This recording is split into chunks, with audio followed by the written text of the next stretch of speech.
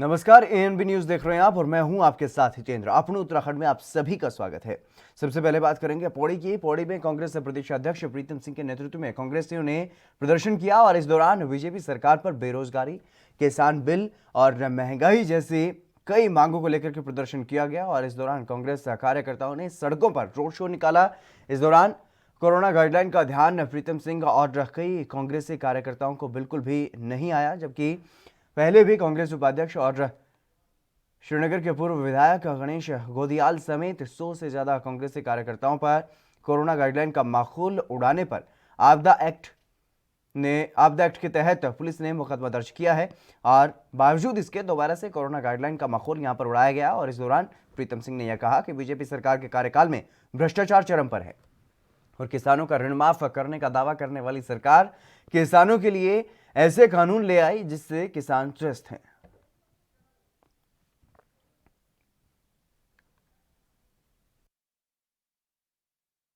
देश के प्रधानमंत्री क्या कहते हैं कि कोरोना में जो है मास्क भी पहनिए, सोशल डिस्टेंसिंग भी रखिए। प्रधानमंत्री जी जब बिहार गए थे तो जनसभाओं में क्या उनके आंखों के सामने लोगों के चेहरे पर मास्क थे, सोशल डिस्टेंसिंग थी? मतलब भाजपा के लिए अलग नियम, कांग्रेस के अलग नियम। मुख्यमंत्री आए, अगर वो जो है कोरोना की जो गाइडलाइन उसको तोड़ने का काम करे तो कुछ नहीं, कोई मुकदमा दायर नहीं होगा। भारतीय जनता पार्टी के अध्यक्ष हैं, उस पर कोई मुकदमा दायर नहीं होगा। और कांग्रेस अगर जनहित के मुद्दों को लेकर के सड़क पर आएगी तो हम पर मुकदमे दायर होंगे। 5 मुकदमे मुझ पर दायर हुए हैं। और मैं कहना चाहता हूं आपके माध्यम से, मैं ये कहना चाहता हूं, अगर सरकार जन विरोधी निर्णय लेने का काम करेगी तो कांग्रेस अपनी जान हथेली पर रख करके सड़क पर उतरने का काम करेगी। कांग्रेस कार्यकर्ताओं ने यह विरोध प्रदर्शन किया है केंद्र सरकार और राज्य सरकार के खिलाफ, लेकिन जिस तरीके से भारी भीड़ इस विरोध प्रदर्शन में शामिल हुई और कोरोना गाइडलाइन का बिल्कुल भी पालन नहीं किया गया, उस पर साफ तौर पर कांग्रेस के प्रदेश अध्यक्ष प्रीतम सिंह ने यह कहा है कि अगर बिहार में चुनाव हुए, वहां पर प्रधानमंत्री खुद भी चुनाव प्रचार करने के लिए गए, लेकिन क्या वहां पर उनकी आंखों के सामने कोरोना गाइडलाइन का पालन किया गया? अगर वहां पर नहीं किया गया, वहां पर उन पर मामले दर्ज नहीं किए गए हैं, तो फिर कांग्रेस के लिए अलग नियम क्यों?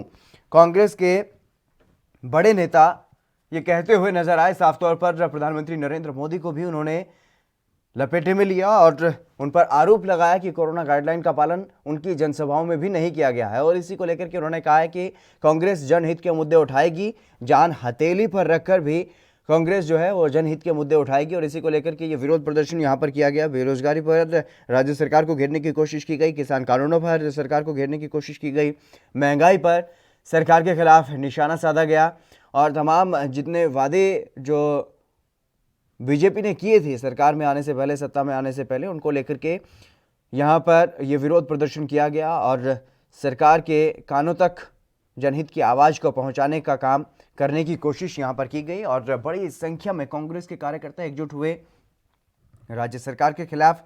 यहां पर विरोध प्रदर्शन किया गया और इस विरोध प्रदर्शन में यह भी कहा गया कि बीजेपी सरकार के कार्यकाल में भ्रष्टाचार जो है वो चरम पर है। तमाम तरीके के आरोप जो हैं वो भारतीय जनता पार्टी की सरकार पर लगाए गए, त्रिवेंद्र रावत की सरकार पर लगाए गए कांग्रेस की तरफ से। और कांग्रेस लगातार, अगर बात यहाँ पर की जाए आने वाले चुनाव को लेकर के, सभी राजनीतिक दलों ने उत्तराखंड में कमर कस ली है और उसी के मद्देनजर ये जो विरोध प्रदर्शन है उसको भी देखा जा रहा है, क्योंकि जिस तरीके से कांग्रेसियों ने मिलकर के ये प्रदर्शन किया है और बड़ी संख्या में यहाँ पर भीड़ जुटी, उसको लेकर के साफ तौर पर यहाँ कांग्रेस के जो प्रदेश अध्यक्ष हैं उन्होंने सरकार को घेरने का काम किया है।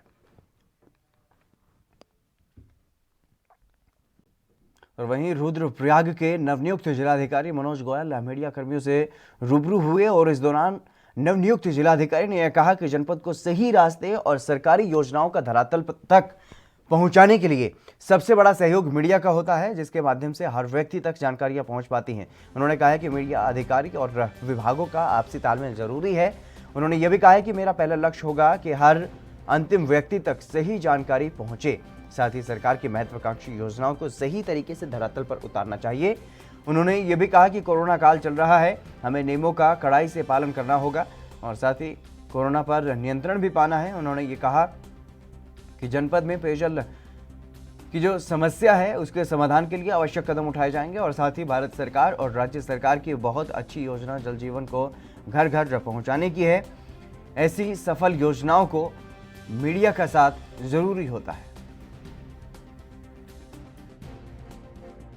आपदा के बाद से जो भी चीज़ें प्रभावित हुई हैं उन चीज़ों के जो कार्य हो रहे हैं उनको उनमें गति लेके आना, उनकी मॉनिटरिंग, उनकी क्वालिटी और ये सारी चीज़ों को देखना। इसके अतिरिक्त जनपद में बहुत महत्वपूर्ण हमारे NH के कार्य चल रहे हैं, हमारा रेलवेज के कार्य चल रहे हैं और उन पे विशेष फोकस रहेगा। इसके अतिरिक्त जो एक कोरोना काल में हम लोग चल रहे हैं तो इसकी स्थिति पे लगातार नियंत्रण बनाए रखना और इसकी स्थिति को इम्प्रूव करना भी एक बहुत महत्वपूर्ण फोकस एरिया रहेगा। इसके अतिरिक्त लाइवलीहुड एक विशेष फोकस एरिया रहेगा जहाँ पे कृषि एवं अलाइड एक्टिविटीज़ हों, चाहे वो टूरिज़्म हो, क्योंकि जनपद रुद्रप्रयाग के लिए टूरिज़्म एक बहुत इंपॉर्टेंट सेक्टर है, वो प्रायोरिटी में रहेगा। इसमें हमारा पूरा प्रयास ये रहेगा कि जितने भी हमारे डिसएडवांटेज सेक्शंस हैं, चाहे वो हमारी महिलाएं हों, ऐसी जो वुमेन हेडेड हाउस होल्ड्स हों, या हमारे जो बुज़ुर्ग हैं, जो बच्चे हैं, उनकी समस्याओं का त्वरित समाधान हो। नवनियुक्त जिलाधिकारी ने मीडिया से बातचीत की है और जिस तरीके से मनोज गोयल अब रुद्रप्रयाग के जिलाधिकारी बनाए गए हैं, उन्होंने मीडिया से बातचीत की और मीडिया से सहयोग मांगा है, क्योंकि जिस तरीके से जो सरकार योजनाएं बनाती है उनका क्रियान्वयन सही तरीके से हो सके और अंतिम व्यक्ति तक उनका लाभ जो है वो पहुंच सके। हर आदमी सरकारी योजनाओं से जागरूक हो कि उनके लिए क्या कुछ फ़ायदेमंद है और क्या कुछ नहीं, और उसका वो लाभ उठा सकें। इसके लिए उन्होंने मीडिया का सहयोग मांगा है और ये कहा है कि मीडिया और अधिकारी और विभागों में आपसी तालमेल बेहद ज़रूरी है।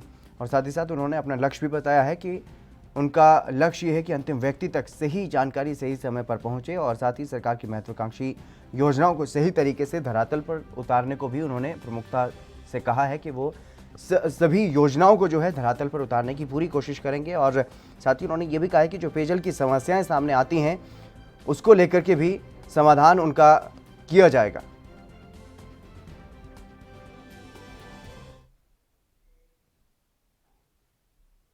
चलिए फिलहाल रुकेंगे एक छोटे से ब्रेक के लिए, जल्द हाजिर होंगे।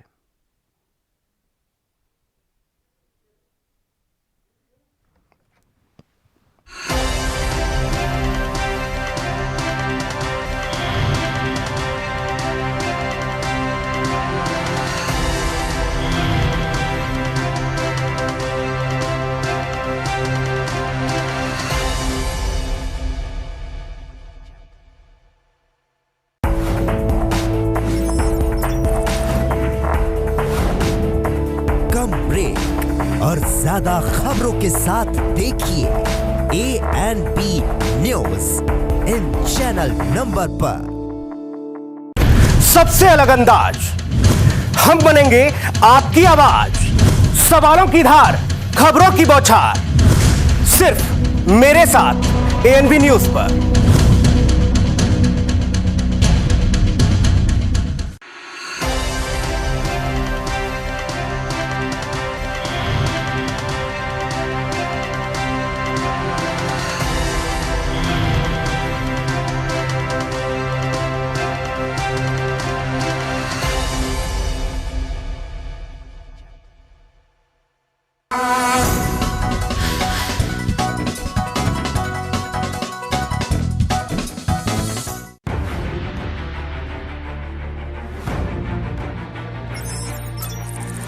खबर चाहे सियासत की हो या सरकार की, खबर चाहे भ्रष्टाचार की हो,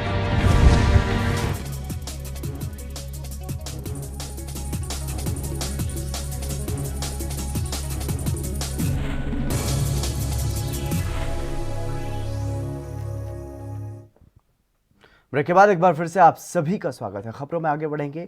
जिस तरीके से लगातार अगर बात की जाए उत्तराखंड के किच्छा में, वहां पर उधम सिंह नगर के किक्षा में कामधेनु दूध उत्पादक समिति शांतिपुर में भीषण आग लग गई और आग लगने से पूरे इलाके में अफरा तफरी का माहौल हो गया।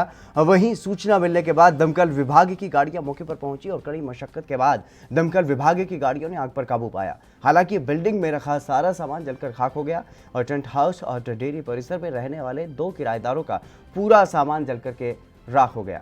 कामधेनु दूध उत्पादक समिति में काफी नुकसान हुआ है।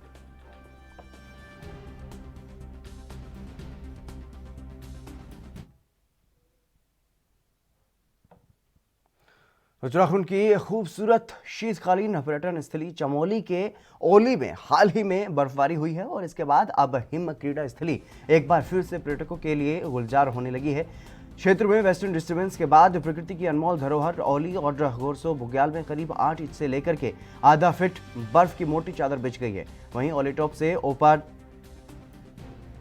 बर्फ की चादर वहां पर बिछी हुई है और बर्फबारी की खबर मिलते ही बद्रीनाथ और जोशीमठ पहुंचे पर्यटकों ने ओली की ओर रुख करना अब शुरू कर दिया है।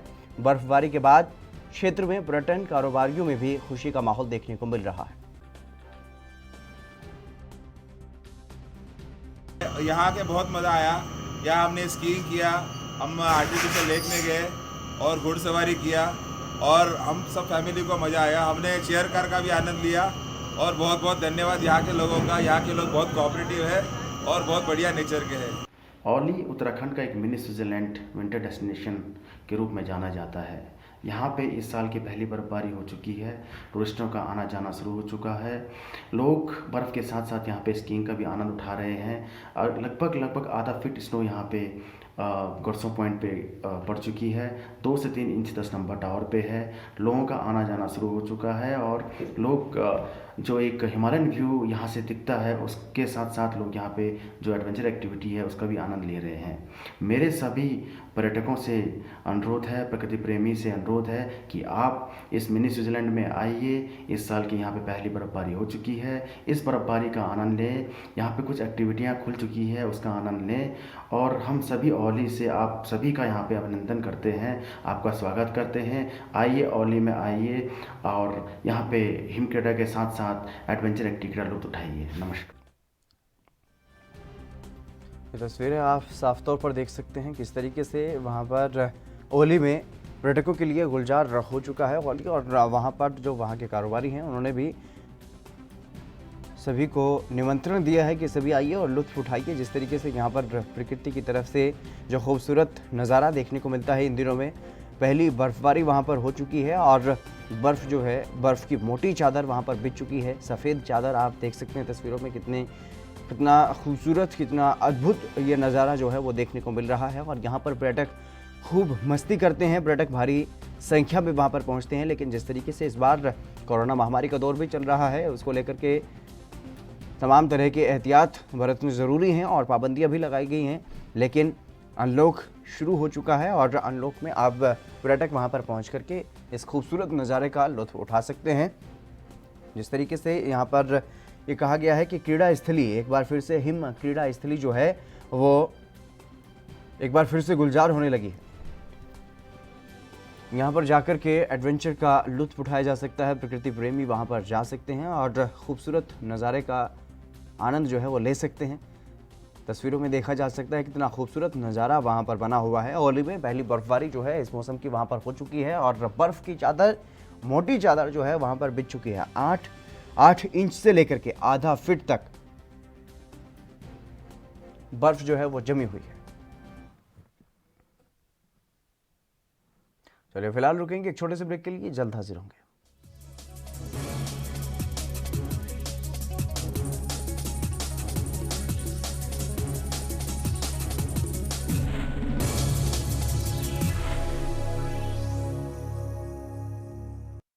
क्या आप दुबले पतले कमजोर हैं, आपकी सेहत नहीं बनती, भूख कम लगती है, वजन नहीं बढ़ता? दरअसल मेन बात खाना पीना खाना नहीं है, मेन बात है खाया पिया लगना। और अगर खाया पिया लगेगा ही नहीं तो सेहत बनेगी कैसे? इसलिए हमारी संस्था सन्यासी आयुर्वेदा ने एक ऐसी दवा बनाई है जो कि आपके पाचन तंत्र को, आपके लीवर सिस्टम को ठीक करने का काम करती है, ताकि आप जो भी खाएं उसका पूरे का पूरा निचोड़ आपके शरीर को लगे, आपकी भूख बढ़े, खाया पिया सही से लगे, नया खून बने, हड्डियों में जान आए, वजन बढ़े, ताकत बढ़े, चेहरे पर नूर आए और आप मोटे तगड़े खूबसूरत पर्सनैलिटी के मालिक बन जाएं। यह दवा पूरी तरह से आयुर्वेदिक होती है। इसका शरीर पर कोई भी साइड इफेक्ट, कोई भी नुकसान या दुष्प्रभाव नहीं होता। लड़के लड़कियां दोनों इसका इस्तेमाल कर सकते हैं और पहले 15 दिन के अंदर ही आपको इसका असर महसूस हो जाएगा। सिर्फ 650 रुपए की पूरे 1 महीने की दवा होती है और आप इसे घर बैठे 01145454545 पर फोन करके दवा मंगवा सकते हैं। सबसे अलग अंदाज, हम बनेंगे आपकी आवाज, सवालों की धार, खबरों की बौछार, सिर्फ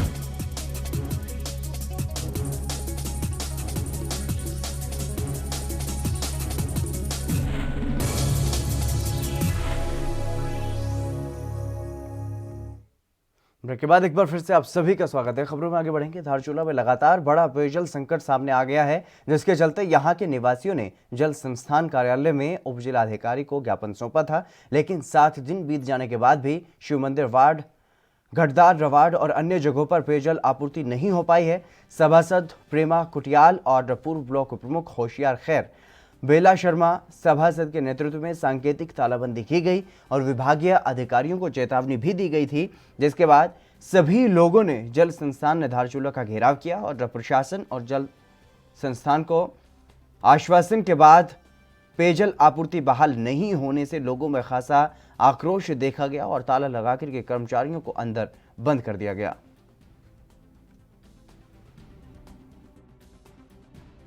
महीने से शिव मंदिर वार्ड की जनता जल संस्थान में लगातार हर प्रत्येक महीने लगातार अपना दुख दर्द लेके जल संस्थान के ऑफिस में आती है, लेकिन दुख की बड़ी बात है कि ये जल संस्थान वाले न शिव मंदिर वार्ड के दुख दर्द को सुन पा रहे हैं और न उनकी समस्या का समाधान करने की वो कोशिश कर रहे हैं। आज हम पूरे शिव मंदिर वार्ड की जनता को लेकर हम जल संस्थान में तालाबंदी करा हुआ है और आगे भी हम करते रहेंगे। और मैं चाहूँगी कि जल संस्थान में जो भी अधिकारी लापरवाही कर रहा है उनको वो संज्ञान में लेते हुए शिव मंदिर वार्ड को पानी की व्यवस्था करें और पानी देने का वो कष्ट करें। अगर ऐसा नहीं होता है तो अभी हम सांकेतिक रूप से हमने जल संस्थान में तालाबंदी किया है और अपना विरोध व्यक्त किया है। अगर वो जल संस्थान वाले शिव मंदिर वार्ड को तुरंत पानी से नहीं जोड़ते हैं, पानी की लाइन शिव मंदिर वार्ड तक नहीं पहुँचाते हैं, तो अगला कदम हमारा तोड़फोड़ वाला और फिर इनके ऑफिस में जो भी हानि होगी वो उसकी जिम्मेदारी स्वयं जल संस्थान ऑफिस वाले होंगे।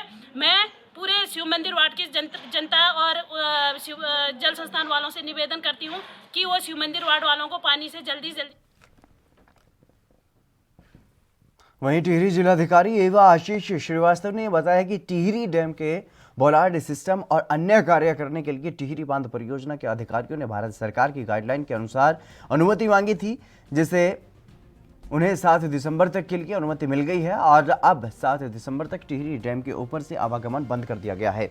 डैम के ऊपर जैसे ही काम पूरा हो जाएगा उसके बाद पहले की तरह ही आवागमन फिर से शुरू कर दिया जाएगा।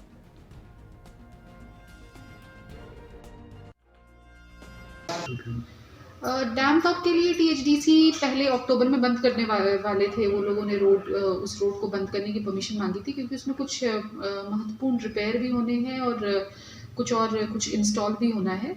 तो उस समय चूंकि 4 धाम यात्रा चल रही थी तो इसलिए उतने समय के लिए हमने उसको रोका था। बाकी उनका कहना था कि ये उनको गवर्नमेंट ऑफ इंडिया से डायरेक्शंस हैं कि ये रिपेयर्स जो हैं वो हो जाने हैं, तो फिर इसलिए हमें उसको अलाउ करना पड़ा था कि वो रोड बंद रहे कुछ समय के लिए और बाद में जब उसमें वो जो भी चीज़ें कर रहे हैं वो कंप्लीट हो जाएंगी तब वो रोड वापस। तो टिहरी डैम पर आवागमन बंद हो गया है और ये अहम जानकारी दी है जिलाधिकारी ईवा आशीष श्रीवास्तव ने। उन्होंने बताया है कि टिहरी डैम के बोलार्ड सिस्टम और जो अन्य काम वहां पर होने हैं उसके लिए परियोजना के अधिकारियों ने इजाज़त मांगी थी और वो इजाज़त जो है भारत सरकार से मिल गई है। भारत सरकार की गाइडलाइन के अनुसार जो अनुमति मांगी गई थी वो अनुमति मिलने के बाद अब 7 दिसंबर तक यहाँ पर काम किया जाएगा और इसी वजह से डैम जो है वो बंद रहेगा। और उसके ऊपर से अब आवागमन जो है वो पूरी तरह से बंद है। जैसे ही डैम का पूरा काम हो जाएगा उसके बाद आवागमन को फिर से चालू कर दिया जाएगा।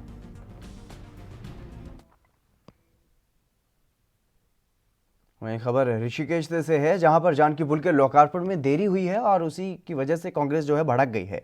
कांग्रेस कार्यकर्ताओं ने लोकार्पण की देरी को बीजेपी की सियासी खींचतान बताया है। वहीं कार्यकर्ताओं ने जानकी पुल के पास नारेबाजी करते हुए प्रदर्शन किया और मौके पर नरेंद्र नगर के विधायक सुबोध उनियाल और जमकेश्वर के विधायक रितु खंडूरी के साथ सरकार का पुतला फूंक करके आक्रोश जताया गया और कांग्रेस कार्यकर्ताओं ने सरकार को जानकी पुल का लोकार्पण के लिए 10 दिन का समय दिया है। कई वर्षों से प्रतीक्षित ये जानकी सेतु का निर्माण कार्य पूर्ण होने के बावजूद भी भारतीय जनता पार्टी की आपसी खींचतान के चलते इसका उद्घाटन नहीं किया जा रहा है और आज पूरी जनता के साथ कांग्रेस जनों में बहुत रोष व्याप्त है। इसी संदर्भ में आज हम लोग यहाँ एकत्रित हुए हैं और चेतावनी देना चाहते हैं राज्य सरकार को, यदि 10 दिन के भीतर इस जानकी सेतु का उद्घाटन नहीं किया गया तो 11वें दिन हम क्षेत्र की जनता के साथ जानकी सेतु का उद्घाटन करने का काम करें। सागर रस्तोगी हमारे संवाददाता इस खबर पर अधिक जानकारी के साथ हमारे साथ जुड़ गए हैं। सागर, फिलहाल क्या कुछ जानकारी है इस पुल के बारे में, क्यों ये विरोध प्रदर्शन यहां पर किया गया? सुन पा रहे हैं? चलिए फिर से जुड़ने की कोशिश करेंगे, क्योंकि जिस तरीके से ये विरोध प्रदर्शन यहां पर किया गया है, काफी आक्रामक रवैया जो है कांग्रेस कार्यकर्ताओं ने अपनाया, पुतला फूंका, सरकार के खिलाफ विरोध प्रदर्शन किया गया है। मुख्यतः ये जानकारी सामने आ रही है क्योंकि ये पुल जो है वो बनकर के पूरी तरह से तैयार है और इसको खोला नहीं जा रहा है।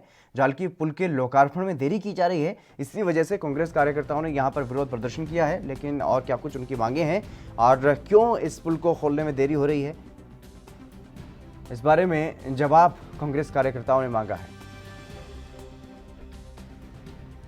तस्वीरों में आप साफ तौर पर देख सकते हैं किस तरीके से पुलिस भी वहां पर मौजूद है और प्रदर्शनकारियों को रोकने की कोशिश की जा रही है, लेकिन उसके बावजूद भी पुतला वहां पर जलाया गया और पुलिस के साथ तीखी नोकझोंक की तस्वीरें जो है वो सामने आई हैं। जानकी पुल के लोकार्पण में देरी हो रही है, इसी का विरोध यहां पर किया जा रहा है और कांग्रेस कार्यकर्ताओं ने नारेबाजी की सरकार के खिलाफ, सरकार का पुतला भी जलाया गया। 10 दिन का अल्टीमेटम सरकार को दिया गया है कि अगर 10 दिन के भीतर इस पुल को यहाँ पर खोला जाए, लोकार्पण किया जाए। अगर ऐसा नहीं होता है तो और भी आगे जो है अपनी रणनीति बना करके सरकार को घेरने का काम किया जाएगा। कई वर्षों से प्रतीक्षित ये जानकी सेतु का निर्माण कार्य पूर्ण होने के बावजूद भी भारतीय जनता पार्टी की आपसी खींचतान के चलते इसका उद्घाटन नहीं किया जा रहा है और आज पूरी जनता के साथ कांग्रेस जनों में बहुत रोष व्याप्त है। इसी संदर्भ में आज हम लोग यहाँ एकत्रित हुए हैं और चेतावनी देना चाहते हैं राज्य सरकार को, यदि 10 दिन के भीतर इस जानकी सेतु का उद्घाटन नहीं किया गया तो 11वें दिन हम क्षेत्र की जनता के। चलिए इस बुलेटिन में फिलहाल बस इतना ही। आप देखते रहिए ANB न्यूज़।